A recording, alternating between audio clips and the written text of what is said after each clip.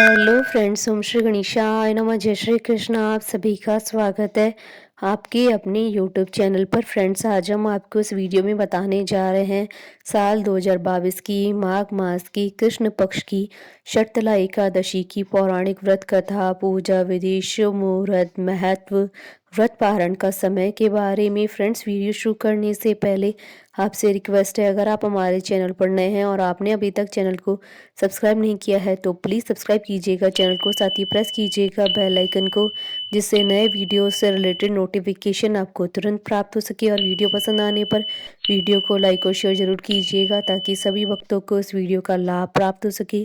और comment box में जय श्री कृष्णा जरूर लिखिएगा।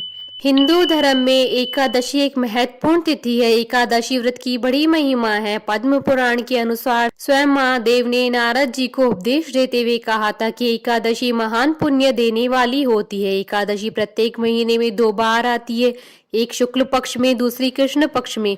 पूर्णिमा के बाद आने वाली एकादशी कृष्ण पक्ष की एकादशी और अमावस्या के बाद आने वाली एकादशी शुक्ल पक्ष की एकादशी कहलाती है। जो भक्त एकादशी के दिन उपवास करते हैं वे एकादशी के उपवास के नियमों का कड़ाई से पालन करते हैं तथा अगले दिन सूर्योदय के बाद ही उपवास का समापन करते हैं। एकादशी व्रत के दौरान सभी प्रकार के अनाज का सेवन वर्जित होता है। जो लोग किसी कारणवश एकादशी व्रत नहीं रखते हैं उन्हें एकादशी के दिन भोजन में चावल का प्रयोग नहीं करना चाहिए तथा झूठ व परनिंदा से बचना चाहिए। जो व्यक्ति एकादशी के दिन विष्णु सहस्त्र नाम का पाठ करता है उस पर भगवान विष्णु की विशेष कृपा बनी रहती है। माघ मास के कृष्ण पक्ष में आने वाली एकादशी को शर्तिला एकादशी कहा जाता है। पद्म पुराण के अनुसार जो भी भक्त शर्तिला एकादशी के दिन उपवास करते हैं, दान तर्पण और विधि विधान से पूजा करते हैं, उन्हें मोक्ष की प्राप्ति होती है और उनके सभी पापों का अंत होता है।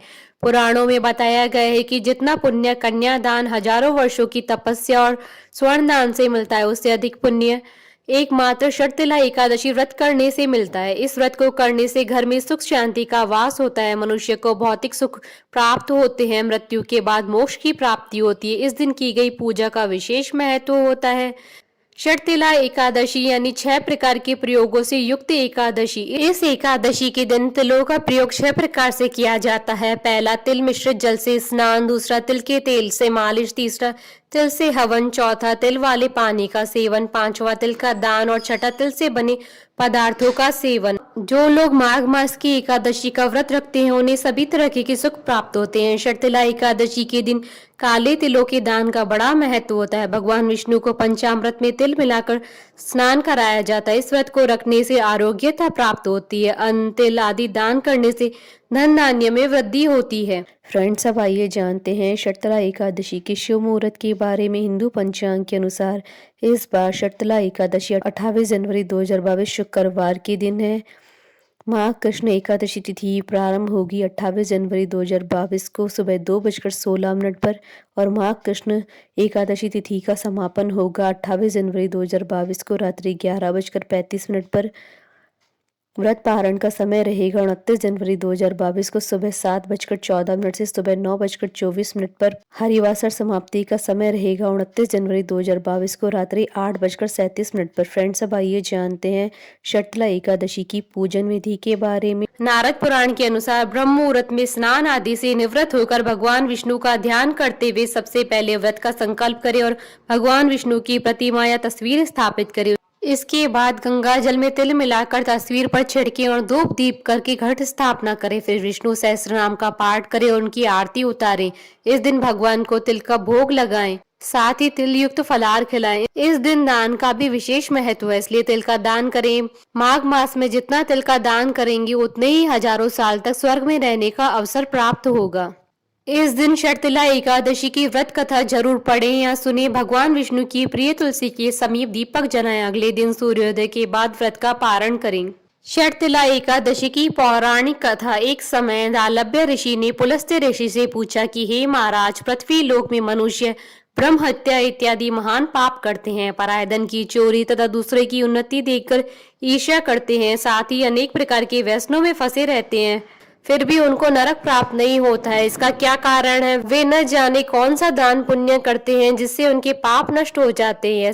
यह सब कृपा पूर्वक आप कहिए। पुलस्त्य मुनि कहने लगे कि हे महाभाग, आपने मुझसे अत्यंत गंभीर प्रश्न पूछा है, इससे संसार के जीवों का अत्यंत भला होगा। इस भेद को ब्रह्मा, विष्णु, रुद्र तथा इंद्र आदि भी नहीं जानते, परंतु मैं आपको यह गुप्त तत्व अवश्य बताऊंगा। उन्होंने कहा कि माघ मास लगते ही मनुष्य को स्नान आदि करके शुद्ध रहना चाहिए। इंद्रियों को वश में कर काम, क्रोध, लोभ, मोह, अहंकार, ईर्ष्या और द्वेष आदि का त्याग कर भगवान का स्मरण करना चाहिए। पुष्य नक्षत्र में गोबर, कपास, तिल मिलाकर अनेक कंडे बनाने चाहिए।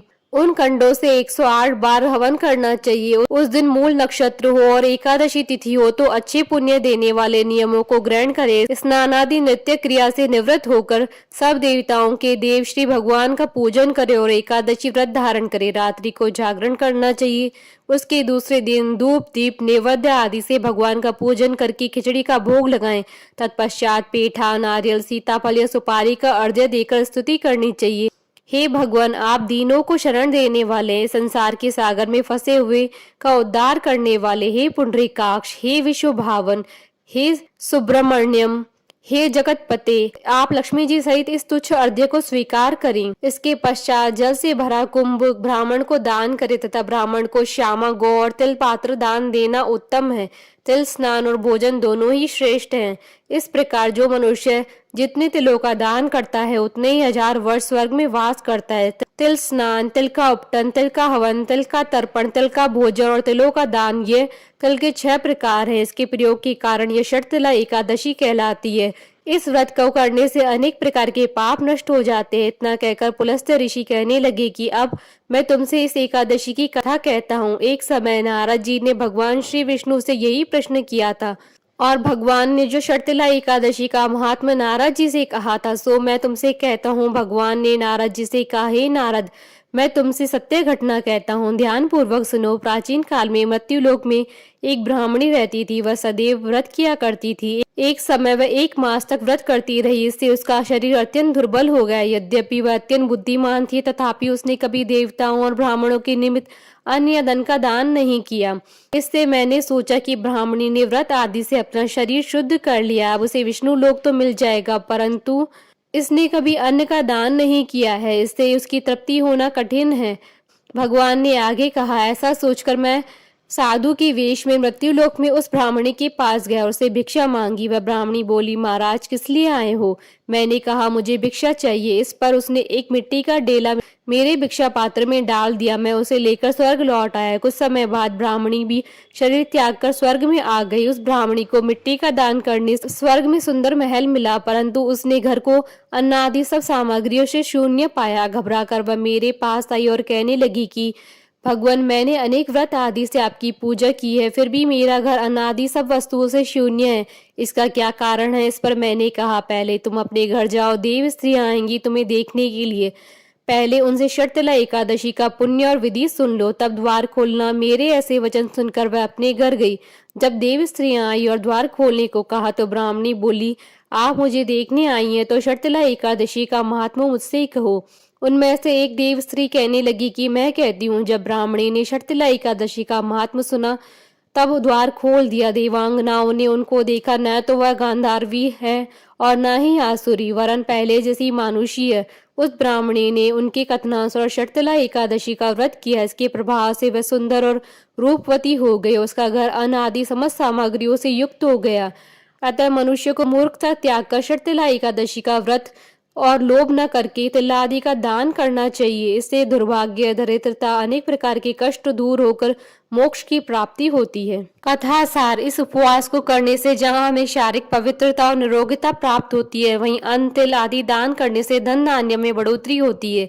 इससे यह भी सिद्ध होता है कि मनुष्य जो और जैसा दान करता है, शरीर त्यागने के बाद उसे फल भी वैसा ही प्राप्त होता है। अतः धार्मिक कृत्यों के साथ साथ हमें दान भी अवश्य करना चाहिए। शास्त्रों में वर्णित है कि बिना दान किए कोई भी धार्मिक कार्य संपन्न नहीं होता है। बोलिए भगवान विष्णु की जय, सनातन धर्म की जय। हमारे साथ इस वीडियो में अंत तक बने रहने के लिए आपका धन्यवाद। ओम श्री गणेशाय नमः। जय श्री कृष्ण।